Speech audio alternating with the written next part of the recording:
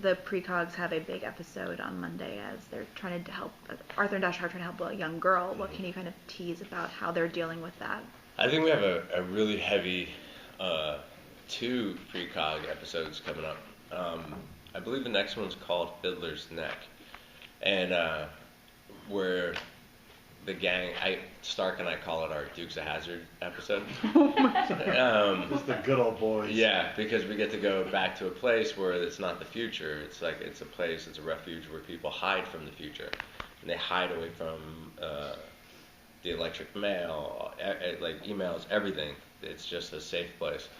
And in that episode, we get to work and almost like taking the gang back in time, and we go to work on Fiddler's Neck and steal pickup trucks and do all sorts of good old boy stuff. It was a lot of fun. Running moonshine? Yeah, just running moonshine. But it's great because you get to see them in their environment they went to after being released from pre-crime. That seems interesting especially for you guys who have been, so far this show has been so much in a very futuristic world. Married to get to the future, then yeah. go back and not even go back, but like just kind of get to do actual normal things in a normal setting as opposed to something that looks like it was pulled out of Tron. Yeah, right. We had one day, I think in the episode that aired on Monday, like just quickly they had like a 2016 Ferrari in one of the shots, and they wheeled the car and I saw it come in. And then when it was time to shoot, that same car was just completely covered in dust. And they just made it look like it was sitting there for like 50 years. And it was just like they just dumped dust on this car and just spread it in. And I was like, oh, that's so much fun. And then we go to this coming episode, and we're like, oh, we get to drive an actual pickup truck. Like, yeah, amazing. That's fun. Like, that's nothing like anything we've done for the past 5 months. So it was kind of fun going back to almost like this time. Well, in Monday's episode, we're getting all 3 of the precogs back together.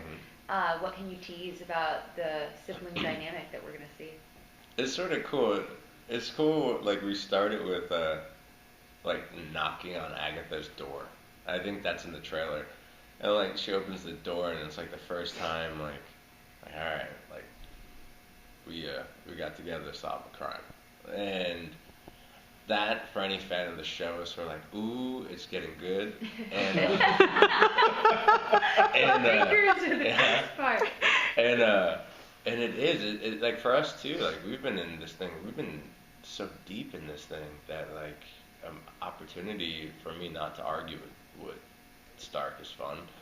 Working with Laura is fun in the sense of, like, hey, let's do this together.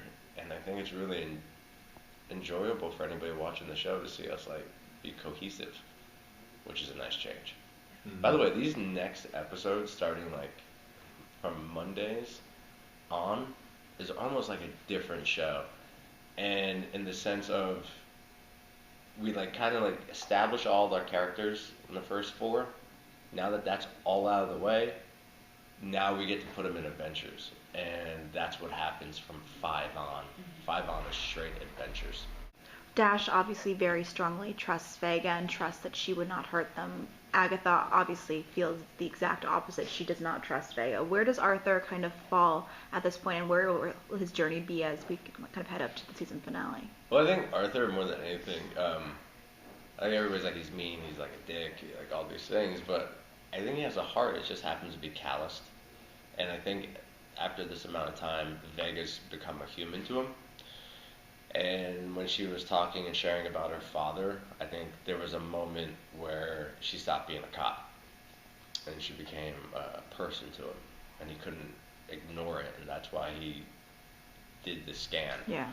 And that was a moment where their relationship takes a gradual left turn. He doesn't fully trust her because she is a cop, just to be clear. I think that Arthur just doesn't trust cops. It's like one of those things, even in 2065, you're like, nah, I don't trust cops.